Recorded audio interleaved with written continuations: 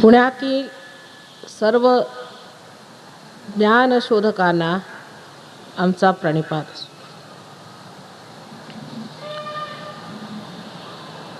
ज्ञानेश्वरांना ज्ञानाचे ईश्वर असं म्हटलेलं आहे आणि त्यांच्या पसायदांमध्ये त्यांनी जो सुखाचा संसार वर्णित केलेला आहे तो जोपर्यंत घटित होणार नाही तोपर्यंत त्यांची भविष्यवाणी खरी ठरणार नाही. आता ज्ञानेश्वर हे ज्ञानाचे ईश्वर, त्यांना भविष्य, भूत, वर्तमान सगळं ज्ञात होतं आणि त्यांनी ही जी वाणी केलेली आहे की ज्याच्यामध्ये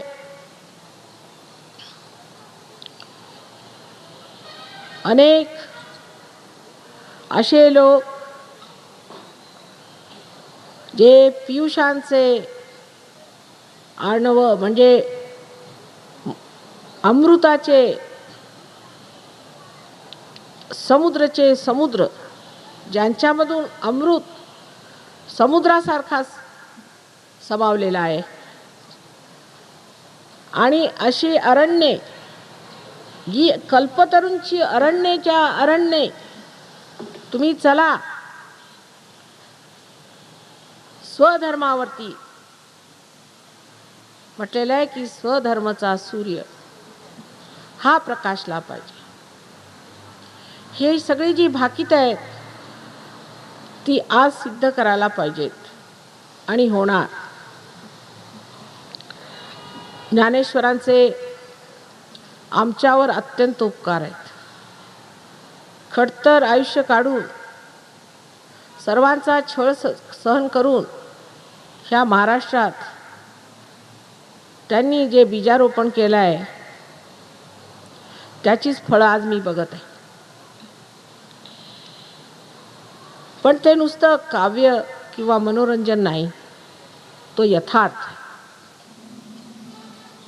आणि त्या यथार्थाला पूर्णपणे साकार करणे फक्त सहयोगाला प्राप्त आहे. दुसरा कोणताच मार्ग मला समजत नाही.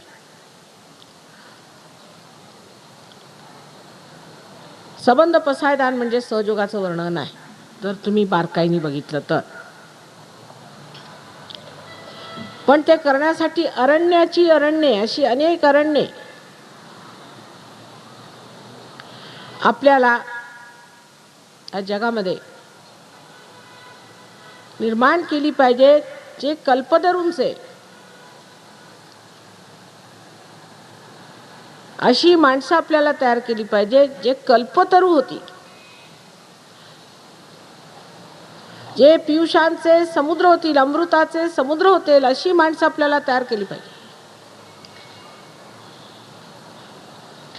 हे फार प्रचंड कार्य आहे आणि त्याची सुरुवात झालेली आहे. त्याच्यामध्ये कोण पुढाकार घेईल, कोण पुढे सरसावेल हे बघायचं आहे. आमच्या लहानपणी आपल्या देशामध्ये गांधीजींनी फार मोठी क्रांती घडवली. त्यावेळी आम्ही जे लोक पाहिले ते आज दिसत नाही. सर्व घरदार देशासाठी ज्यांनी विकून टाकलं, सर्व तऱ्हेचा परित्याग केला, अनंत हाल सहन केले, असे अनेक लोक आम्ही पाहिलेले आहेत. ती क्रांती स्वातंत्र्यासाठी होती. आता स्वतंत्रासाठी सुद्धा एक फार मोठी क्रांती घडवली पाहिजे. त्यात तुम्हाला घरद्वार सोडायला नको, काही विकायला नको, जेलमध्ये जायला नको, पण जे आपणच आपले जेल बनवून ठेवले आहेत त्याच्यातनं निघाला पाहिजे. आपणच आपल्या अवतीभोवती पुष्कळसे जेल बनवून ठेवलेले आहेत. त्याबद्दल मी काल एक सांगितलीस, म्हणजे जातीयता.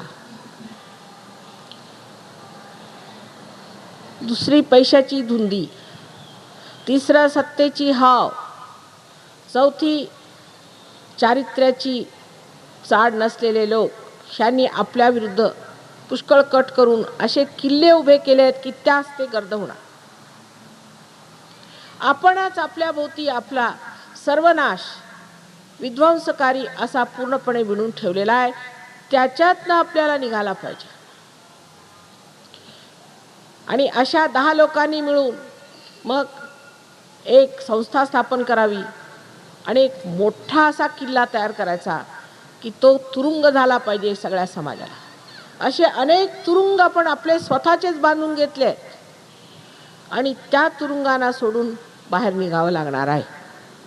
ही फक्त कुंडलिनी शक्तीच कार्य करू शकते. बाकी कोणत्याही दुसऱ्या लेक्चरबाजीनी किंवा कोणत्याही चळवळीने हे कार्य होणार नाही.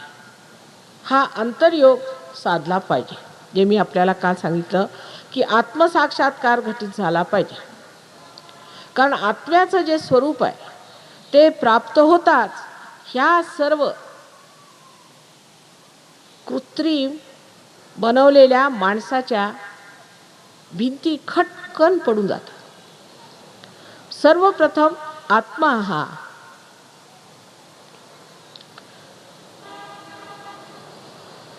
एक सामूहिक जीव आहे. सामूहिकता म्हणजे त्या आत्म्याला जितके बाकी लोक आहेत त्या सगळ्यांच्या बद्दल माहिती असते आणि जितकी त्याला स्वतःबद्दल माहिती असते तितकीच त्याला इतरांच्या बद्दल माहिती असते. जितकी त्याला स्वतःबद्दल कळकळ असते तितकीच त्याला इतरांच्या बद्दल कळकळ असते. हा एक सामूहिक चेतनेचा नवीन आयाम डायमेन्शन आहे. तो आपल्या आत्म्यात असतो. जेव्हा आपला आत्मा आपल्या चित्तात येतो कुंडलिनी जागरणाने, त्यावेळेला त्याच्या नसांमध्ये ही सामूहिक चेतना जागृत होते. ह्याला लेक्चरबाजी कधीने होणार नाही. परत सांगायचं म्हणजे अशी की भाषण वगैरे करून हे घटित होणार नाही. कारण तुमच्या नसा आतमध्ये, त्या नसांमध्ये ही नवीन जागृती येण्यासाठी आत्माच तुमच्या चित्तात आला पाहिजे. ही शेवटली पायरी जिथे आत्मसाक्षात्कार घटित झाला पाहिजे. पण आपणच आपल्याला आपल्या अहंकारात कोंडून ठेवलेला आहे. इतकंच नव्हे तर आपल्यामध्ये जे प्रतिअहंकार किंवा आपण म्हणू मनाचे जे त्रास आहेत किंवा ज्याला इंग्लिशमध्ये कंडिशनिंग म्हणतो, अशा ह्या सर्व आवारात आपण आपल्याला गोठून घेतलेलं आहे. त्याच्यातनं जेव्हा सुटका होईल तेव्हाच म्हटलं पाहिजे की जे ज्ञानेश्वरांनी भाकीत केलंय ते सत्य होऊ शकतं. पण ते होण्यासाठी मानव स्थितीमध्ये आत्म्याचं आगमन झालं पाहिजे. मनुष्याला थोर मनाचा असा महामानव झाला पाहिजे आणि त्या मानवांच्या समूहातूनच अनेक समूह असे बनून मगच संसारात असे जीव येतील की ज्यावेळेला आपण म्हणू की बरोबर जे ज्ञानेश्वरांनी वर्णित केलं होतं ते आज घटित झालं. पसायदान म्हणजे हेच अमृत, जे चैतन्याचे अमृत, हे देण्याबद्दल त्यांनी विश्वात्मकाला म्हटलेलं. विश्वाचा आत्मा त्यांनी जागृत व्हावं, विश्वात्मके तोषावे. किती नम्रपूर्वक म्हटलंय. आता तुम्ही खुश व्हावा, तुम्ही संतोष करा, तुम्ही प्रसन्न व्हावे आणि प्रसन्न होऊन हे घटित करा. विश्वाचा जो आत्मा आहे, आता ह्याच्यामधली सामूहिकता किती सुंदर वर्णित केलेली आहे की जो विश्वामध्ये समावलेला जो विश्वाचा आत्मा आहे त्यांनी प्रत्येकामध्ये जागृत होऊन हे सिद्ध केलं पाहिजे की आपण सगळे आपापसामध्ये एका शरीराच्या आतमध्येच फिरत आहोत. एका शरीराचेच आपण अंग प्रत्यंग आहोत. हे नुसतं सांगून होत नाही. हे नुसतं बुद्धीने मानून होत नाही, ते आत्म्याच्या प्रकाशानेच होऊ शकतं. कारण आत्माच त्या स्वभावाचा आहे. आत्म्याचा स्वभाव हा सामूहिक आहे. आत्म्याच्या स्वभावामध्ये दुसरा महान गुण असा आहे की तो चित्तात आल्याबरोबर मनुष्याला ज्ञान होते. आपल्याला ज्ञानाचा सुद्धा अर्थ व्यवस्थित लागलेला नाही. वेदामध्ये जेव्हा आपण म्हणतो की हा विद झाला, विद शब्दापासून वेद, विद म्हणजे पुस्तकांमध्ये सुशिक्षित झालेला किंवा एखाद्या बडबड्या तत्ववेत्याकडे जाऊन काहीतरी तत्वज्ञान शिकलेल्या माणसाला ज्ञान झालेलं म्हणत नाही. ज्ञान होणे म्हणजे आपल्या ह्या नसांमध्ये जी आपली मध्यवर्ती नसांची संस्था आहे, सेंट्रल नर्वस सिस्टम, त्याच्यामध्ये त्याची जाणीव यायला पाहिजे. तेव्हाच म्हटलं पाहिजे की तुम्हाला विद झालं किंवा तुम्हाला ज्ञान झालेलं आहे. लंडनला सुरुवातीला फार त्रास झाला मला, कारण तिथल्या लोकांची डोकी म्हणजे सगळी उलटीच बसवलेली आहेत. तेव्हा आधी ती सरळ बसवावी लागली. आणि काही ज्ञान नसल्यामुळे, कुंडलिनी कशाशी खातात हे काहीही माहीत नसल्यामुळे, नुसतं झाडाचंच त्यांना ज्ञान असल्यामुळे आणि मुळाचं झाड ज्ञान काहीही नसल्यामुळे 4 वर्ष सतत मी 7 इंग्लिश लोकांवरती मेहनत करत होते. म्हणजे तुम्ही समजू शकाल की यांची डोकी किती उलटी आहेत. त्यानंतर ती मंडळी पार झाली. तिथे एक गृहस्थ जे पार झाले तरी शंकेखोरच होते, कारण त्या भाषेचा गुण आहे शंका करणे, मला असं वाटतं. आणि त्यांनी अशी शंका केली की माताजी, तुम्ही म्हणता इथे बसल्या बसल्या तुम्ही जाणू शकता इतरांच्या बाबतीत, म्हणजे ही जी सर्व चैतन्यामध्ये पसरलेली परमेश्वराची शक्ती आहे, तिच्यामध्ये संबंध बिनतारी यंत्रासारखे यंत्र आहे आणि त्याच्याने आपण सगळं जाणू शकतो.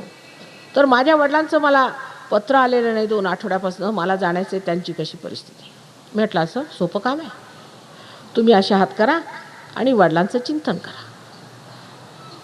वडिलांचं चिंतन केल्याबरोबर त्याला ह्या ठिकाणी एकदम जळू लागलं. आता ही सर्व चक्र जी आहेत खालची, ही वडिलांची आणि ही आईची, आणि हे जे चक्र आहे विशुद्धी चक्र आहे. तर मी त्याला इंग्लिशमध्ये म्हटलं की that means your father must be down with very bad bronchitis. तर लगेच त्यांनी, शंकेखोर मनुष्य, त्यांनी फोन केला आपल्या बापाला स्कॉटलंडला, त्याच्या आईला, की तुम्ही मला पत्र का पाठवलं नाही. तर त्याच्या आईने हे शब्द वापरले, your father is down with very bad bronchitis. तो ती चक्कच पडला. मग म्हणे आता ह्याला कसं इलाज करायचं. मी त्याला सांगितलं त्याचा इलाज काय, इथेच बसल्या बसल्या. अर्ध्या तासाने त्याच्या वडिलांचा फोन आला, तू फोन कशाला केला होतास. मी एकदम, काय झालं मला माहिती नाही, मी एकदमच बरा झालो, माझा ताप बी बरा होऊन मी एकदम ठीक झालो. आता तुम्हाला हे सांगताना असं वाटेल की माताजी असा चमत्कार कसा सांगतात, पण ह्या चमत्काराला प्राप्त झालेले इथे कमीत कमी काही नाही तर 50% लोक बसलेले आहेत. तेव्हा परमेश्वर हा चमत्कार पूर्ण आहे, ते आपण आत्म्यानेच जाणू शकतो. परमेश्वराला आपण आत्म्याशिवाय जाणू शकत नाही. परमेश्वराला जाणण्यासाठी जे डोळे लागतात, ती जाणीव ते फक्त आत्मदर्शनाने होते. तेव्हा तो किती चमत्कार पूर्ण आहे, त्याचे कार्य किती प्रगाढ आणि किती अगाध आहे, ते सुद्धा जाणण्यासाठी माणसाला आत्मसाक्षात्कार पाहिजे. पण आजकाल जगामध्ये इतक्या लोकांमध्ये अरेरावी आलेली आहे की लोक असे म्हणतात की परमेश्वर नाहीच, मुळे आमचा विश्वासच नाही परमेश्वर. आणि काही लोक म्हणतात असेल देवळात. इतक्या उथळ तऱ्हेने ह्या गहन विषयाकडे आज लोकांचं लक्ष वेधलेलं आहे. आणि आश्चर्याची गोष्ट आहे की आज जगातल्या सर्व समस्यांना सोडवण्याचं एकच साधन आहे आणि ते म्हणजे कुंडलिनीचं जागरण.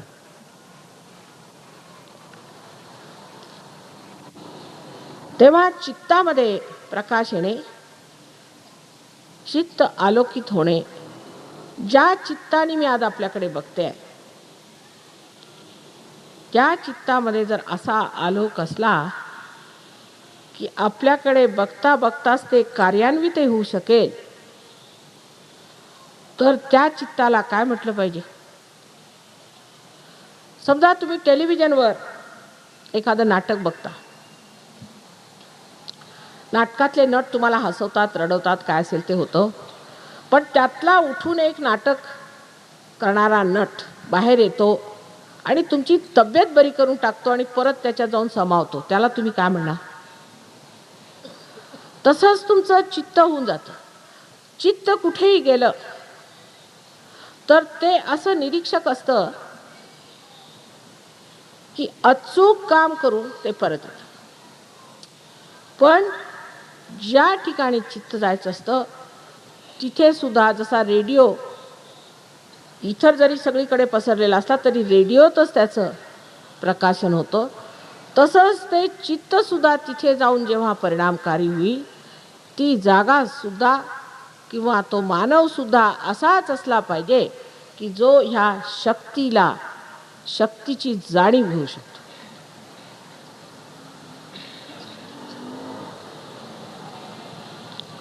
हे जे काही आज ज्ञानेश्वरांचं आपण ऐकलं त्यात काहीही अतिशयोक्ती नाही आहे. सगळं काही ते होऊ घातलेलं आहे, पण कुठे होईल आणि केव्हा होईल ते आमच्यावर अवलंबून आहे. कारण परमेश्वराने माणसाला स्वातंत्र्य दिलेलं आहे आणि ह्या स्वातंत्र्यामध्येच त्याला हे स्वच तंत्र जाणून घेतलं पाहिजे. जरी जागरण झालं, जरी तुम्ही आत्मसाक्षात्काराला प्राप्त झाला, म्हणजे तुमची कुंडलिनी जरी ब्रह्मरंध्राला छेदून गेली, तरी सुद्धा जोपर्यंत हे स्वच तंत्र तुम्ही जाणून घेणार नाही ते व्यर्थच आहे. जसं एखाद्या बीने अंकुरावं आणि ते रस्त्यावर फेकलं जावं, तशी स्थिती होते. अधिकतर आजकालचे लोक म्हणजे त्या पद्धतीचे आहेत. सहयोगात आले, झालं, अहो आम्ही पार झालो, आता काय आम्हाला आकाश आमच्या समोर ठेंगणं दिसतंय, झालं. आणि ते झाल्यावर मग पुढे काही आम्हाला करायचं आहे किंवा ह्याच्यात आमची काय प्रगती करून घ्यायची आहे, इकडे लक्षच नसतं. तेव्हा ते लोक अगदी वाया जातात. त्यापेक्षा ते लोक बरे ज्यांची जागृती नाही झाली, कारण मला तरी त्याचं काही दुःख वाटत नाही, ज्यांची जागृती नाही झाली त्याला मी तरी काय खाणार. पण ज्यांची जागृती होऊन कुंडलिनीने भेदन केलं, ते केवढे मेहनतीचं काम आहे. पहाडच्या पहाड उचलावे लागतात तुम्हाला मी सांगते. आणि त्यानंतर ते असं वाया गेलेलं बघून असं वाटतं की कशाला हे नुसतं बेकारच्या लोकांसाठी करतोय आपण, काही उपयोगाचं नाही. यांना स्वतःचीच कदर नाही, स्वतःचीच इज्जत नाही, ह्या लोकांसाठी कशाला हे करायचं. तेव्हा आत्मसाक्षात्कार हे आपल्या जीवनाचं लक्ष आहे.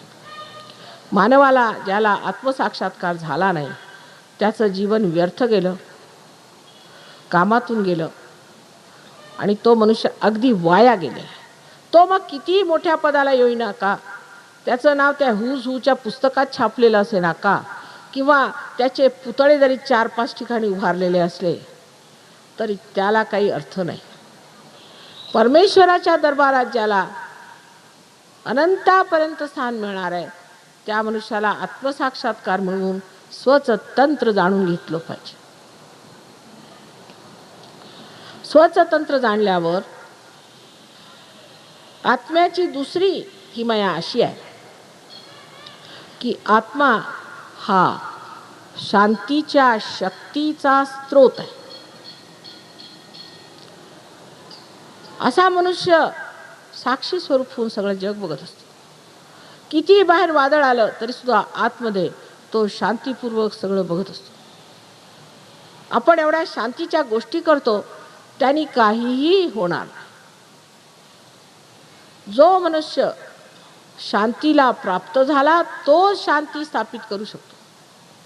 तेव्हा असा मनुष्य जर एखाद्याशा घरात गेला किंवा अशा वातावरणात गेला जिथे कोलाहल आहे, जिथे फार जास्त भांडणं चालली आहेत, आपोआप असं वारं फिरेल की तिथे शांती येणार घरात, एकदम स्फुरण येणार, नवीन जीवन एकदम जसं काय प्रफुल्लित झाल्यासारखं वाटलं पाहिजे. तरच म्हटलं पाहिजे की ह्या माणसाला आत्मसाक्षात्कार झाला. आता पुष्कळांचे गुरु आहेत, असं म्हणतात आमचे फार मोठे गुरु आहेत, आणि इकडे लखवा मारलेला आहे, तर कोणाच्या पोटात दुखतंय, म्हणजे सर्वसाधारण एक प्रकृती सुद्धा ज्या माणसाची ठीक राहत नाही, त्यांनी अशा गुरुला कशाला ठेवून घ्यायचं? आत्मसाक्षात्काराने मनुष्य शांतमय होतो. त्याचा अर्थ असा नव्हे की उद्या जर तुम्ही मला मारायला धावले तर अशा माणसांनी नुसतं बघत राहायचं. स्वाभिमानी होतो. शिवाजीराया सुद्धा आत्मसाक्षात्कारी होते.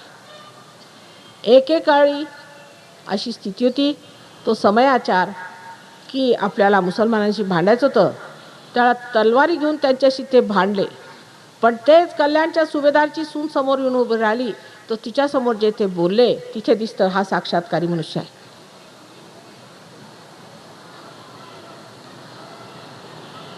तर धीर गंभीर जे आपण म्हणतो ते जरूर वरून पांघरून घेतलेलं नसतं, पण आतूनच तो समुद्रासारखा धीर गंभीर.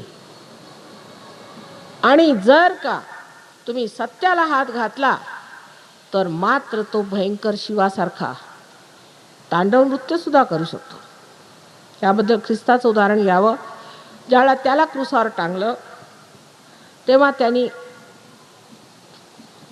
असं म्हटलं की परमेश्वरा, ह्या सर्वांना तू क्षमा कर, कारण हे जाणत नाहीत हे काय करतात. आणि तोच ख्रिस्त हातात हंटर घेऊन त्या देवळाच्या आवारात जे लोक दुकानं घालून बसले त्यांना मारत सुटला झटाझट.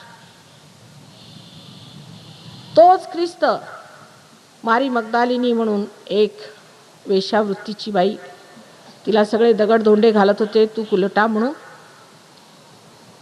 तिच्या समोर जाऊन उभा राहिला. त्याचा काय वेश्यांचा संबंध असणार हो? आणि त्याने सांगितलं, तुमच्यातल्या ज्या कोणी पाप नसेल केलं त्यांनी मला दगड मारायचा.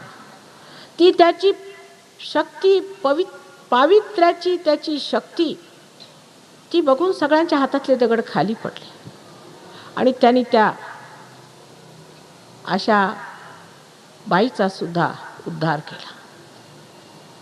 ही आत्म्याची शक्ती जी आहे ती अत्यंत पवित्र शक्ती आहे आणि ती प्रेमाची शक्ती आहे. त्याच प्रेमामध्ये कृष्णाने कंसाचा वध केला होता.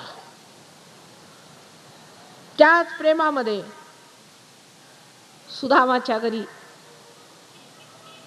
त्याने ऐश्वर्य भरून टाकलं होतं. त्याच प्रेमामध्ये श्रीरामाने शबरीची बोरं खाल्ली होती आणि त्याच प्रेमामध्ये रावणाचा शिरच्छेद केला होता. पण आधी शबरीची बोरं खायला शिका आणि मग तुम्हाला शिकवीन रावणाचा शिरच्छेद कसा करायचा, ते माझ्याकडे सोडून द्या. आधी शबरीची बोरं खायला शिकली पाहिजेत. आत्मा हे प्रेमस्वरूप, अगाध प्रेम वाहत असतं. त्या प्रेमाला समजणं ह्या बुद्धीच्या आवाक्यातच नाही. असीम प्रेमामध्ये नुसतं वाहून जावं, नाहून जावं, त्याची मजा लुटावी एवढंच. प्रेमाबद्दल आपण जे बोलतो ते संबंधित असतं, म्हणजे रिलेटिव्ह असतं, म्हणूनच ते नष्ट होतं. हे केवल प्रेम म्हटलं पाहिजे. आणि त्या प्रेमाच्या ओघात जो एकदा पडला तो ह्या जगाच्या कामातून गेला म्हटलं तरी चालेल. आणि त्याची जी शक्ती प्रेमाची असते त्या शक्तीच्या दमावर तो वाटेल त्या प्रकारचे प्रश्न असले तर ते सोडू शकतो. तुम्हा सर्वांमध्ये त्या आत्म्याचा वास आहे. म्हणूनच मी सगळ्यांना सुरुवातीलाच वंदन करते की सगळ्यांच्या हृदयामध्ये त्या आत्म्याचा वास आहे. फक्त त्या कुंडलिनीला जागृत करायचं आहे. ती सुद्धा तुमची स्वतःची वैयक्तिक आई आहे. तिला जागृत करताच तो आत्मा दीप्तिमान झाला तुमच्या चित्तामध्ये, म्हणजे चित्त स्थिरावतं. त्या स्थिरतेमध्ये शांत होता तुम्ही. त्याला आपण रिलॅक्स्ड म्हणतो, शांत. सगळ्या वस्तूंकडे आपलं बघताना एक साक्षी स्वरूपत्व येतं. म्हणजे समजा जर तुम्ही पाण्यात उभे असला आणि पाण्याच्या लाटा चारीकडनं येत असल्या तर तुम्हाला भीती वाटेल की तुम्ही बुडून जा. पण तुम्ही येन केन प्रकारेण एखाद्या बोटीवर जाऊन बसला तर त्या बोटीवरून किंवा त्या नावेतून तुम्ही बघता ह्या लाटा येताना आणि तुम्हाला मजा वाटते त्याची. तशी स्थिती तुमची होती आणि तुम्ही साक्षी स्वरूप होता. साक्षी स्वरूपत्व सुद्धा ही फार मोठी शक्ती आहे. कोणत्याही वस्तूकडे साक्षी स्वरूपातून बघितलं म्हणजे त्याच्यामध्ये असलेला संबंध आनंद आपल्यामध्ये पूर्णपणे वाहतो. पण त्याहूनही सुंदर, त्याहूनही मनोरम, त्याहूनही अद्वितीय अशा गोष्टी आपल्या हातून घडतात. आणि लोकांना आश्चर्य वाटतं की हा एवढा जंगली मनुष्य, ह्याला काही अक्कल होती, हा इतका सुंदर कसा झाला, त्याचं वागणं, त्याचं बोलणं, त्याचं चालणं इतकं सुबक कसं झालं. ते असं झालं कारण आत्म्यामध्ये ही शक्ती आहे. सौंदर्य प्रत्येक आपल्या व्यवहारात सौंदर्य दृष्टी आणि अत्यंत कलात्मक असते. आता उदाहरणार्थ सांगते तुम्हाला. एक फार मोठे गुरुजी होते. ते पहाडावर राहत होते आणि मला माहीत होती त्यांच्याबद्दल, मला माहीत होतं की ते फार मोठे आहेत आणि त्यांनी माझ्याबद्दल सुद्धा पुष्कळाने सांगितलं होतं. मी म्हटलं आपण जाऊन त्यांना भेटावं. आता पहाड म्हणजे फारच उंच होता. 3-4 मैल चढून जावं लागायचं. तर आम्ही निघालो. सगळे सहयोगी म्हणाले, माताजी तुम्ही कोणा गुरुकडे जात नाही. म्हटलं तो माझा मुलगाच आहे, तुम्ही व्हायब्रेशन्स तर बघा. तर आम्ही वर गेलो. त्या साधूला ही किमया होती की पावसाला ते रोखून ठेवू शकत होते. पाऊस आला तर त्याला थांबवू शकत होते. पावसावर त्यांची शक्ती चालत असे आणि प्रभुत्व होतं त्यांना. पाऊस येऊ शकत होता त्यांच्यामुळे आणि थांबवू शकत होता. तर मी जशी सुरुवात केली चालायला, पाऊस धो धो धो धो धो धो वाहू लागला आणि मी चिंब भिजून गेले. या वर पोचले तर ते अगदी रागात बसलेले होते एका दगडावरती, अशी मान करत. म्हटलं झालं काय रागवायला, तुम्ही गुफेत बसा, गुफेत बसा. मी जाऊन त्याच्या गुफेत बसले तरी मला म्हणायला की श्री माताजी तुम्ही काय माझा अहंकार काढला का. अहो म्हटलं काय म्हणता तुम्ही, मी तुमच्या घरी पाहुणचार आलेले, मला तुमचा अहंकार कशाला काढायचा. नाही म्हणजे मला थोडा अहंकार झाला असेल तर तो तुम्ही काढण्याचा प्रयत्न केला का. म्हटलं तसं काही नाही. मग तुम्ही या पावसाला मी रोखत होतो, तुम्ही रोखू का दिलं नाही. म्हटलं तसं मी काही केलेलं नाही. पण तुम्ही दुसरा विचार करा की तुम्ही माझ्यासाठी साडी घेऊन ठेवलेली आहे ना, आणि संन्याशाकडनं मी काही साडी घेणार नाही काय म्हटलं तरी, तर मग ती साडी जर मला तुम्हाला द्यायची तर मला भिजलंच पाहिजे नाही का. लगेचच त्यांचा संबंध राग कोसळून ते कुठे हे एकदम जमिनीवर रडायला सुरुवात केली. माताजी इतकं प्रेमाने कधी कुणी सांगितलंच नाही मला. म्हटलं तुम्ही घोर तपश्चर्या करून आपली हाडाची काडं करून घेतली, ते नुसती गरमी आहे तुमच्या अंगात. ते थंड करण्यासाठी थोडंसं तरी प्रेमाचा वर्षाव केलाच पाहिजे. पण त्याहीपेक्षा ह्या पावसाच्या वर्षावानी ही सगळी जमीन हिरवीगार व्हावी अशीच आईची इच्छा असते की नाही. सगळं काही त्यांचं बदलून गेलं, स्वभावच बदलून गेला. हा गोडवा सुद्धा आत्मदर्शनाने येतो. असं नव्हतं की त्यांच्यामध्ये आत्मदर्शन झालेलं नव्हतं, पण त्या आत्मदर्शनामध्ये सुद्धा एकच बाजूला जर प्रकाश आला तर दुसरी बाजू अंधारात आहे. सहयोगामध्ये आपल्याला साती चक्रांचे पूर्णपणे ज्ञान झाल्यामुळे आपल्यामध्ये कोणत्या ठिकाणी अजून प्रकाश गेलेला नाही, कोणत्या खोलीमध्ये अजून आपण, कोणत्या दालनात अजून आपण त्या प्रकाशाला शिरू दिलं नाही, ते बरोबर कळतं. म्हणूनच जे आत्मसाक्षात्कारी झाले त्यांनी काहीतरी चुका केल्या कबूल. पण आज अशी स्थिती नाही. सहयोगामध्ये बरोबर तुमच्या लक्षात येईल, एका लहान मुलाच्याही लक्षात येऊ शकतं की तुमचं कुठे चुकलेलं आहे, तुम्ही कोणत्या दालनामध्ये अजून शिरकाव केलेला नाही, ते दालन कसं उघडायचं तेही तुम्ही शिकू शकता. आणि संपूर्ण प्रकाश कसा यावा पूर्ण संतुलनात, हे तुमच्यात एकदा सुरू झालं म्हणजे हा आत्मा तुम्हाला पूर्णपणे संतुलन देतो. आणि संतुलनाची शक्ती इतकी मोठी असते की त्या संतुलनाच्याच बळावर तुम्ही भरारी मारू शकता. जर तुमच्यामध्ये संतुलन नसलं तर तुम्ही भरारी मारू शकत नाही. धर्म म्हणजे संतुलन. आपण धर्माला अनेक विचित्र नावांनी सांगतो, पण धर्म म्हणजे संतुलन आहे. जीवनाचं संतुलन साधणं हेच धर्माचं कार्य आहे. पण आपल्याकडे म्हणजे शिवभक्त वेगळे आणि विष्णुभक्त वेगळे. म्हणजे इथपर्यंत की मी मद्रासला गेले, मला आश्चर्य वाटलं की ते म्हणे, माताजी तुम्ही शिवभक्त की विष्णुभक्त? अहो म्हटलं मी कोणाची भक्त नाही, पण ह्याच्यात मला फरक माहिती नाही. नाही म्हणजे आम्ही गणेशाची पूजा करत नाही. म्हटलं का? कारण आम्ही विष्णू भक्त आहोत. म्हणजे विष्णू भक्त झाले तर ते गणेशाला पूजत आहे. अहो म्हटलं शिवाला त्या विष्णूंनी पूजलेला आहे.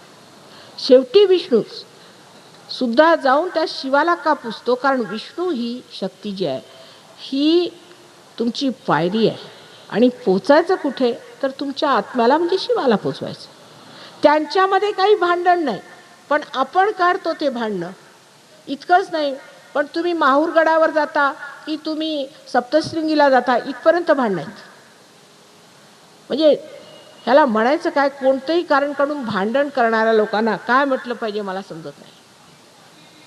आणि ह्या गोष्टी ज्या भांडणाच्या संपून आपापसात मैत्री होते, ते सांगितलं ज्ञानेश्वरांनी. सोय रे होती. आता आमच्या सहयोगात हा मोठा प्रश्न की सहयोगी म्हणतो कुणी असली तरी चालेल, पण सहयोगिनी पाहिजे. सोय रे फक्त सहयोगांचेच होऊ शकतात. इतर ठिकाणी लग्न झालं की ते मोडतं, भांडणं होतात, काहीतरी होतं. पण सहयोगांची लग्न झाली, मग तो ऑस्ट्रेलियाचा असे ना का, की इंग्लंडचा असे ना का, किंवा रशियाचा असे ना का, जर का सहयोगांची लग्न केली तर ती तुटत नाहीत, मुलंही ठीक होतात. त्याच्यात व्यवस्थित घर चालतं. सगळे अगदी सुखात आनंदात नांदतात. आपल्याला माहिती आहे, आम्ही 47 लग्न केली आहेत आत्ता यावर्षी.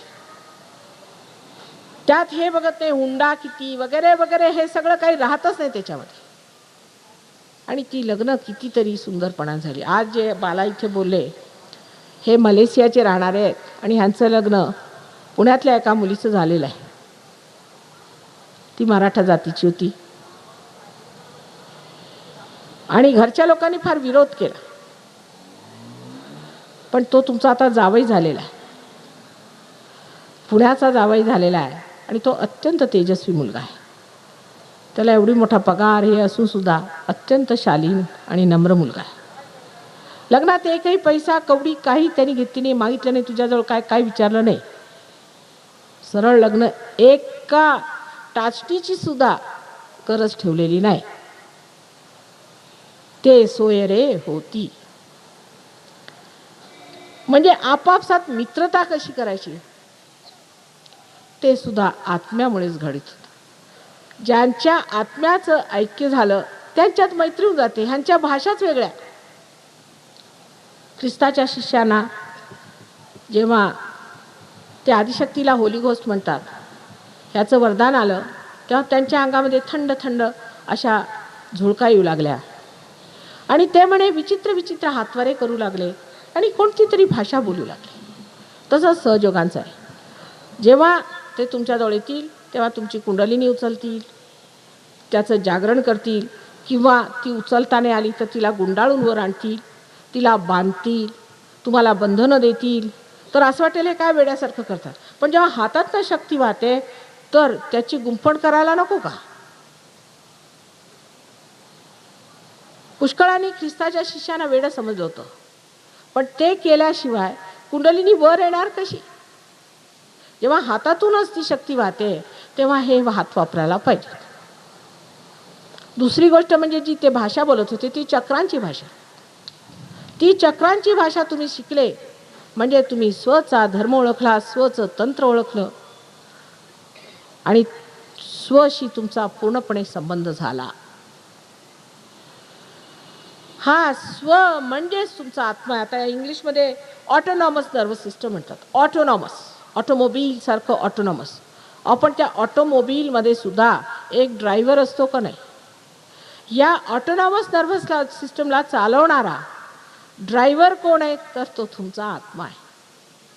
नाव देऊन काय उपयोगाचं? हे सांगा की हा ऑटो कोण आहे? तोच आत्मा आहे.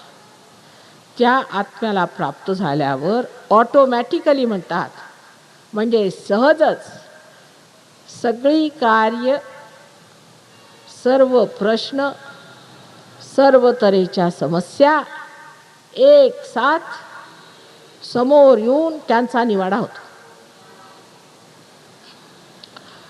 परमेश्वराच्या साम्राज्यात जी प्रेमाची शक्ती आहे त्याचे अनेक विध अनुभव आपल्याला येतील, अनेक विध, आणि आपण आश्चर्यचकित कराल. पण पहिल्यांदा डोळे तर उघडायला पाहिजे, नाहीतर आंधळ्यासमोर किती रंग दाखवले आणि त्यावर किती वादविवाद केला आणि किती लिखाण लिहिलं तर काय कामाचं आहे? म्हणजे हे डोळस ज्ञान आहे, हे ज्ञान डोळस आहे. ह्याला अंधश्रद्धा नको. माताजी मला तुमच्याबद्दल फार श्रद्धा वाटते, काही उपयोगाची नाही हो. पहिल्यांदा कुंडलिनी जागृत करू द्या. जर का कुंडलिनी जागृत झाली मग त्या श्रद्धेला, सर्व तुमच्या गोष्टींना काहीतरी अर्थ आहे, नाही तर बाकी सगळं बेकार आहे. फक्त माताजीचं दर्शन घेऊ, त्याला काही अर्थच नाही आहे. दर्शनाला किती देवळं आहेत मी नेहमी सांगते, पण ही डोळस श्रद्धा, आणि श्रद्धा म्हणजेच डोळस असते. बाकी तो अंधविश्वास असतो. त्या अंधविश्वासाचा सहयोगाला फायदा होत नाही. उलट अंधविश्वासी मनुष्य अत्यंत हट्टी आणि काहीतरी खोट्या गोष्टीवरती विश्वास ठेवतो. तर हा डोळसपणा त्या आत्म्यामुळे माणसाला प्राप्त होतो. आत्म्याची दुसरी शक्ती जी आहे ती म्हणजे तो आल्हाददायी, आनंददायी. मी कलकत्त्याला असताना एक गृहस्थ माझ्या पायावर आले आणि त्यांना जागृती येऊन ते पार झाले. तो अत्यंत मोठा जीव होता आणि काही सहयोगी दुसऱ्या खोलीचं ते धावत धावत आले. म्हटलं झालं काय? म्हणे एकदम आमची कुंडलिनीशी सटकन वर गेली आणि एवढा आनंद मला वाटला की बघावं तरी काय माताजींच्या तिथे होत आहे. तर म्हटलं हे बघा, हे पायावर आलेत. त्यांनी दोन्ही हात असे करून पाहिले आणि अगदी वा वा वा वा माताजी काय. आता तो मनुष्य पायावर अर्धा तास जरी राहिला असता तरी त्याने हात काढले नसते, तरी तिथे चिकटून असे हात ठेवले असते, कारण तिथं असे थंड थंड लहरी येत होता आणि त्याच्या आनंदात तो रमला असता. पण हे कार्य अहंकारी माणसाला जमण्यासारखं नाही. कारण आपल्यामध्ये ह्या ज्या दोन संस्था आहेत, अहंकार आणि प्रतिअहंकार, त्यांनी आपली टाळू अशी झाकून जाते. बरं, अहंकाराशी भांडायचं नाही, तर फक्त कुंडलिनी जेव्हा आज्ञाचक्रावर येते तेव्हा त्या आज्ञाचक्राच्या जागृतीमुळे हे दोन्हीही अहंकार आणि प्रतिअहंकार दोन्हीही असे आतमध्ये ओढले जातात. पुष्कळ मला लोक विचारतात मग आमच्या कर्माचं काय? ते कर्मच ओढून घेतो आम्ही. कर्म कोण करतंय? अहंकार तुमचा. तुम्ही काहीच करत नाही, फक्त तुम्हाला अशी जाणीव आहे की तुम्ही कर्म करता. ह्या कर्मालाच आम्ही ओढून घेतो. म्हणजे काय? म्हणजे ती कुंडलिनी जेव्हा ह्या आज्ञाचक्रावर येते तेव्हा हे तुमचंच आज्ञाचक्र जे आहे तेच त्या इगोला म्हणजे अहंकाराला ओढून घेते. म्हणजे त्या कर्मामुळे झालेले जे काही दोष आहेत त्यांनाही ओढून घेते. नंतर कुसंस्कार, मी हे चूक केलं ते चूक केलं, कुसंस्कार ती दुसरी संस्था आहे. तिला आपण असं म्हणू की ज्याचं कुमन आहे किंवा ज्याच्यामध्ये भूत पिशाचादी वगैरे असे सुद्धा दोष असू शकतात.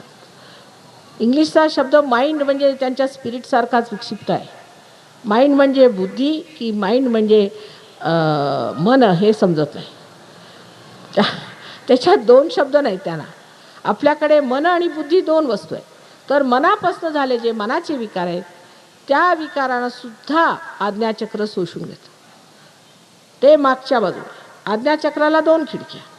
ते शोषल्याबरोबरच ही अशी जी आहे आपल्या डोक्यावर चढलेली कमान ती अशी उघडते आणि उघडल्याबरोबर हे सहस्त्रदल असलेलं जे शेवटलं चक्र ज्याला आपण सहस्त्रार म्हणतो त्याचं व्यवस्थित उघडतं.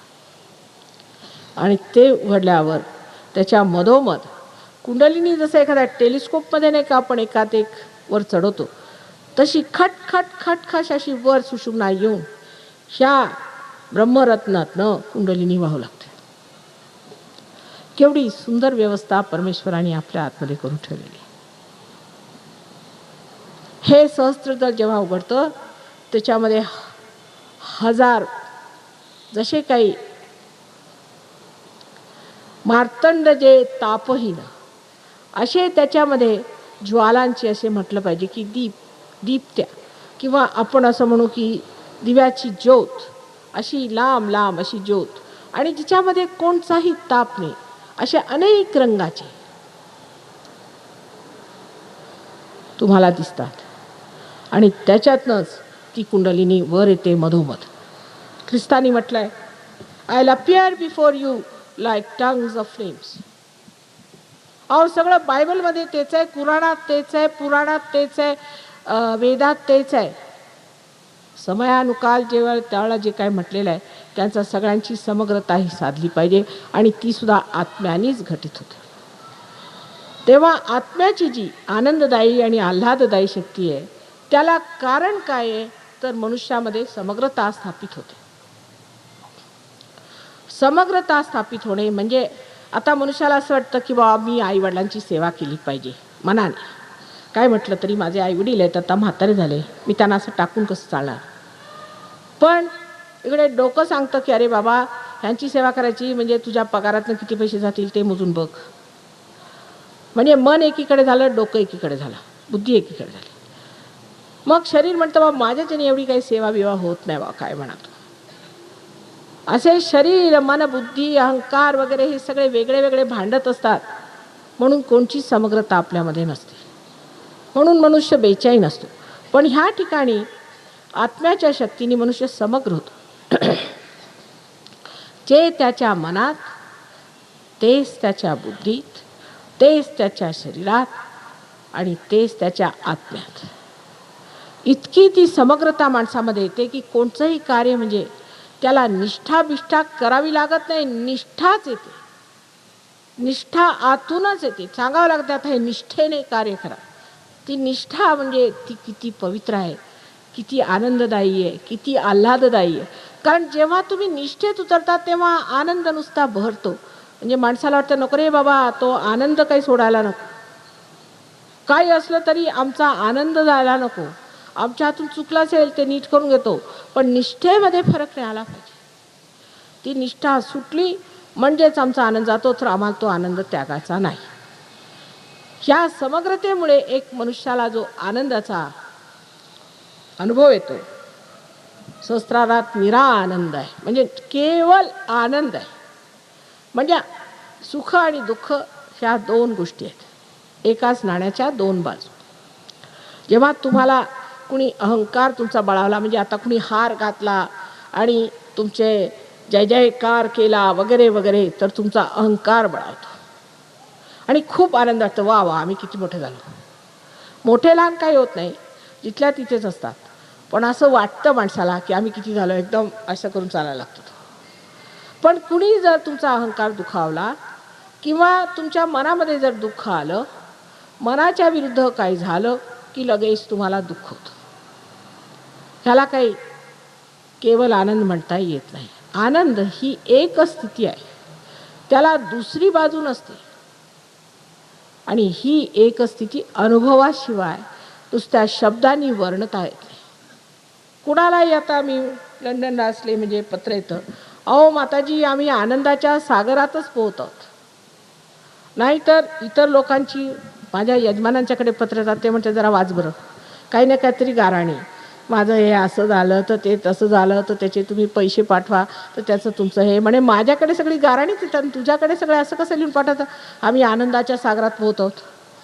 म्हटलं कारण तुम्ही हा धंदा सुरू करा माझा, मग हे सगळे गाराणेवाले पळतील, निदान त्यांची गाराणी तरी निघून जातील आणि अशी पत्र येणार नाही तुम्हाला. सगळी पत्र एकाहून एक तुम्ही वाचाल तर आश्चर्य वाटेल की हे काय, कधी ऐकत होतो आम्ही. मार्कंडेयानी आदि शंकराचार्यांनी अशी वर्णनं केली होती. हे इंग्लिश लोक, हे अमेरिकन, ग्रीक, ज्यांनी देवी म्हणजे काय ज्यांना माहिती आहे, त्यांनी असं वर्णन कसं लिहिलं. ते वर्णन ऐकलं म्हणजे आश्चर्य वाटतं.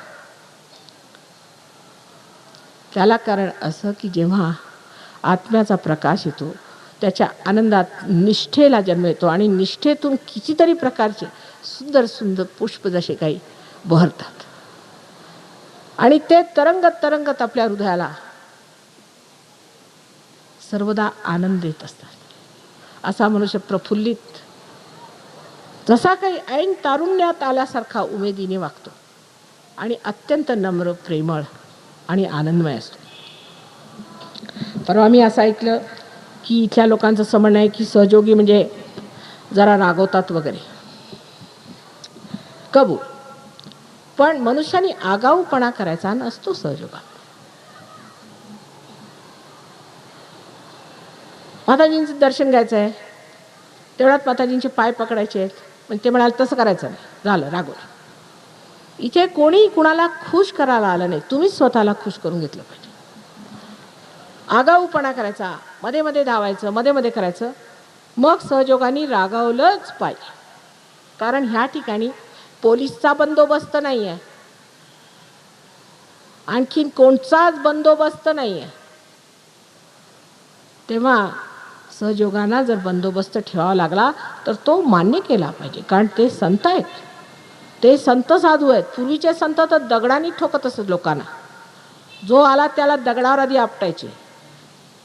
तेवढं नसलं तरी आगाऊपणा करायचा नाही, वर वर दाखवायचं नाही, आतमध्ये गहन उतरलं पाहिजे, त्याच्यात कृत्रिमता नको, स्वतःची प्रतारणा स्वतः करायची नाही.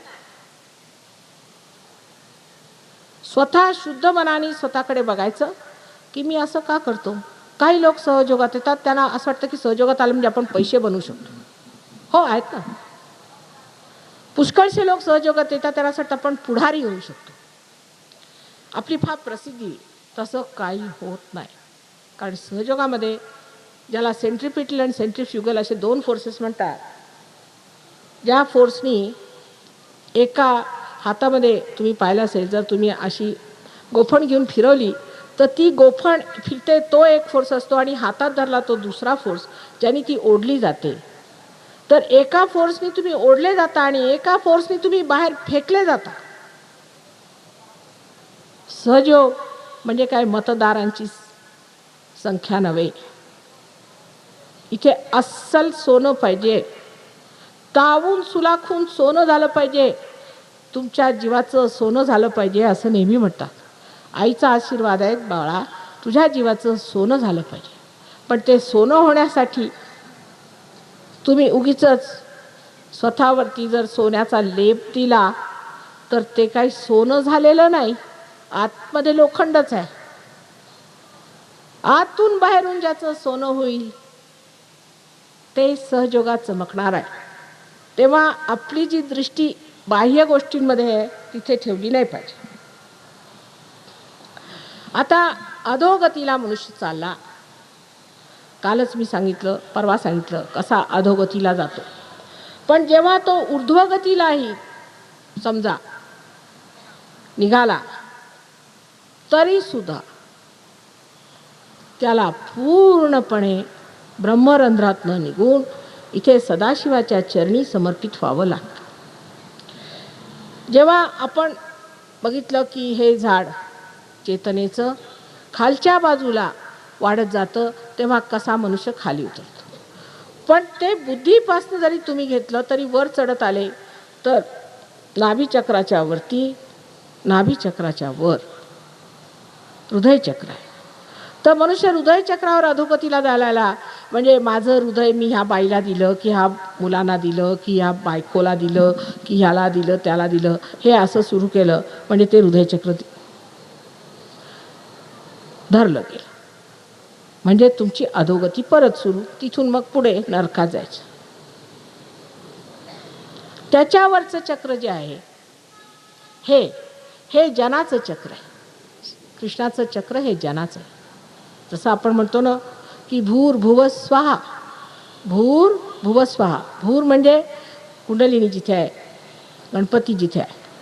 भुव म्हणजे अंतरिक्ष, स्वाहा म्हणजे नाभीचक्र. त्याच्यानंतर वर हृदयात आलं ते मन, म्हणजे ह्याच्यावर माझं मन गेलं त्याच्यावर माझं मन गेलं. ही जी मनुष्याच्या चेतनेत जी क्रिया घडते त्याने शेवटी मनुष्य नरकातच उतरणार. त्याच्यावर तो जनावर आला म्हणजे मी इतक्या लोकांचे काहीतरी एक खूळ काढायचं की आता आपण ह्यांचा द्वेष करूया, म्हणजे झाले 100 माणसं त्यांच्या मागे. मग काहीतरी दुसरं खूळ काढायचं, चला आपण आता ह्या लोकांची सेवा करूया, म्हणजे पैसे खाण्याचे धंदे. असं काहीतरी खूळ काढायचं आणि जनाला भुलात घालायचं आणि सगळ्या जनांनी मूर्खासारखं त्यात पडायचं. नुसता गाढवांचा मेळावा हाही विचार येत नाही की आम्ही काय भलं करतोय, स्वतःचं की दुसऱ्याचं. भाषणावर भाषणं द्यायची. अहो ह्या गुरुनी कुणाचं भलं केलंय का? सगळ्यांना भाषणं द्यायला शिकवली. जितकी भाषणं द्याल तितकं डोकं जास्त खराब होणार. तेव्हा ही जी जनाची स्थिती आहे तिथे पुढारी कोण, हे पॉलिटिक्स वगैरे, ते सुद्धा अधोगतीला जाणार. रामाचं राजकारण पाहिजे आपल्याला, जे सॉक्रेटिसनी वर्णिलं होतं की बेनोव्हेलंट कुंक असायला पाहिजे. तुम्ही कोणाचं हित केलं का? बेनोव्हेलन्स केलं का? हित केलंय का? की स्वतःचंच हित करायला, स्वतःचेच खिशे भरायला पॉलिटिक्समध्ये आला, किंवा स्वतःचं महत्त्व किंवा स्वतःचं दाखवायचं की माझी एवढी सत्ता आहे. हे जनाकडे लक्ष जे आहे ते कृष्णासारखं असायला पाहिजे. तेव्हा ह्याच्या ते अधोगती येते. परत ते झाड जेव्हा आज्ञाचक्रापासून सुरू होतं, आज्ञाचक्रामध्ये मनुष्याला जे एक विशेष अधोगती लाभते म्हणजे ती अशी की तो विचाराने सगळ्यांना दाबून धरतो. हिटलरनी एक विचार काढला की जगामध्ये सगळ्यात उच्च प्रतीचे लोक म्हणजे जर्मन आहेत. इतके घाणेरडे लोक मी जगात पाहिले नाही. आणि हे सगळ्यामध्ये म्हणे त्यांना म्हणजे नीतिमत्ता कशाशी खातात ते आजही माहीत नाही. आणि हे जर्मन लोक म्हणे सगळ्यात उच्च प्रतीचे, नरकात असतील. आणि जेव्हा आज्ञाचक्रावरती एखाद्या विचारांची झापड घातली की मनुष्य त्याच विचारात व्हायला लागतो. म्हणजे लेक्चरबाजी. आता पुष्कळ लोक फार मोठे लेक्चर आहेत, फार मोठे ओरेटर आहेत, झाल त्या ओरेटरीत तुम्ही वाहून जाणार, कारण ते तुमच्या डोक्यात येऊन बसतात. तुमचं डोकं गेलं साफ उडून तिकडे. तुमच्या डोक्याने काय विचार केलेला आहे का? तो नाही. तेव्हा ह्या आज्ञाचक्राने जे विचाराची धुमश्चक्री सुरू होते त्याच्या ते मनुष्य अत्यंत अहंकारी बनतो. किंवा ह्या आज्ञाचक्राच्या मागच्या बाजूनी जेव्हा तुम्ही ज्याच्या त्याच्या पुढे हांजी हांजी करत फिरता, प्रत्येक गुरुच्या चरणावर जो दिसता त्याच्या पायावर यायचं, मग त्यांची ती भूतं तुम्ही डोक्यात घेऊन फिरता, म्हणजे वेडे होता. अशा रीतीने दुसरी अधोगती. आता सहस्त्रारात आल्याशिवाय काम बनणार नाही. आणि सहस्त्रारामध्ये यायला कुंडलिनी प्रवेश करू शकते. त्याला ऊर्ध्वगती पाहिजे. पण मनुष्याची स्थिती माकडासारखी आहे. ऊर्ध्वगतीला येताना सुद्धा तो परत इकडे आणि परत तिकडे धावत असतो. सहयोगात सुद्धा मी पाहिलं आहे की आता झाली जागृती, मग सहयोगामध्ये पैसे कसे बनवता येईल ते बघा. जर एखादा बनिया असला तर तो तिकडे लक्ष घालेल, ह्याच्यात पैसे कसे बनवता येईल. दुसरा जर समाज सुधारक असला समजा, तर तो माझ्याकडे 50 आजारी लोक घेऊन येईल एकानंतर एक, म्हणजे स्वतःची एजन्सी काढायची. हो मी चालतो तुम्हाला माताजींच्याकडे घेऊन. कुठे येऊन आता आम्ही आलो समजा बाहेरून, इथे एरोप्लेननी उतरलो नाही तर समोर 50 लुळे पांगळे आंधळे उभे. अरे काय झालं, काय स्वागत आला, हे कुठले सेना घेऊन आले तुम्ही. नाही म्हणजे माताजी म्हटलं तुमचं जरासं थोडासा टाईम द्या ना ठीक करायला.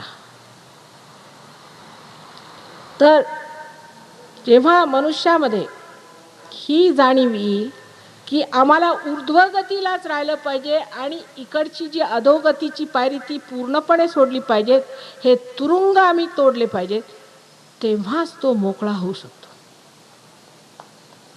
पण त्याच्याही वर लोक सहयोगात येऊन सुद्धा अनेक त्रास मला देत असतात. आणि कधी कधी मला असं वाटतं की ह्यांना कोणत्या रीतीने समजवावं. साम दाम दंड भेद नीती म्हणतात, आणि प्रेमाची नुसती कितीही पाखर घातली तरी सुद्धा त्याला म्हणतात ना टेकन फॉर ग्रांटेड, की आता माताजीच आहेत, मग काय, मग माताजी आहेत, मग माताजींनी आम्हाला दर्शन दिलंच पाहिजे, माताजीच ना, म्हणजे माझा संबंध वेळ त्यांच्या चरणी लागला पाहिजे, त्यांचा माझ्यावर पूर्ण हक्क असला पाहिजे. अशा रीतीने ही ऊर्ध्वगती जी आहे ती अधोगतीला घेऊन जाते. ऊर्ध्वगती म्हणजे ही की तुमची वाढ तुम्ही किती केली, तुमच्यामध्ये किती परिवर्तन आलं, तुमचं आपल्याकडे लक्ष आहे की नाही, त्या बाबतीत तुम्ही इमानदार आहात की नाही, की तुम्ही नुसती स्वतःची प्रतारणा करून मी फार उच्च गतीचा सहयोगी आहे असं ठरवता. ते आम्ही सर्टिफिकेट दिलं पाहिजे, तुम्ही नाही. आणि अत्यंत कधी कधी आश्चर्य वाटतं की जे लोक काल आले ते आज म्हणतात आम्ही फार मोठे सहयोगी आहेत, आम्ही सेंटर उघडतो. आहो तुम्ही उघडू नका. ते हिंदीमध्ये आहे ना, मान न मान मैं तेरा मेहमान. अरे बाबा तुम्ही उघडू नका, थांबा जरा. ते ऐकायला तयार नाही. नाही पण मी फार छान काम करणार. अहो मला सांगू द्या ना, तुमची जर नाव अशी तयार नसली तर त्याच्यात माणसं कशी घालायची, तुम्ही बुडायचे आणि तेही बुडायचे. जरा थांबून घ्या. त्यावर मग अगदी राग. अशा गोष्टींनी परमेश्वर मिळवता येतो का. आता ह्यात फक्त त्याग हा करायचा आहे की कोणत्याही गोष्टीला चिकटायचं नाही.